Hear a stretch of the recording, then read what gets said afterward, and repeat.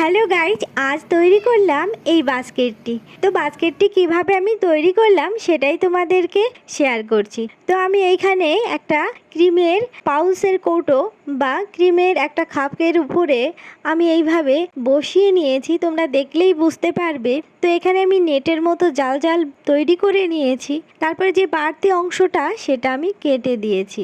এবার তৈরি করব এর ঢাকনাটা।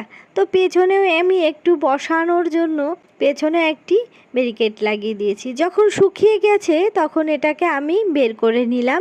এবার এই ঢাকনার তৈরি করার জন্য আমি ওর মুখের মাপ নিয়ে একটা কাগজের উপরে এঁকে নিয়েছি। তারপর আমি এই ঢাকনাটা তৈরি করলাম। তো ঢাকনাটা তৈরি করেছি, এটাও আমি জালের মতোই তৈরি করেছি ফাঁকা ফাঁকা। তো এবার ঢাকনাটার হাতল লাগানোর জন্য আমি ওখানে হাতলের মাপটা নিয়ে নিয়েছি। আর এখানে দেখো আমি ঢাকনাটা যাতে ভালোভাবে বসে যায় তার জন্য একটা ব্যারিকেড দিয়ে নিয়েছি। আর ঢাকনাটার উপরে আমি লাগিয়ে দিলাম ডান্টি। এটা একটু ছোট হয়ে গেছিলো, যে জন্য আমি পাশে আর বসাতে পারিনি। এমন হয়েছে আমার এই মিনি বাস্কেটটি। ভালো লাগলে একটি লাইক করে পাশে থেকো। Bye bye.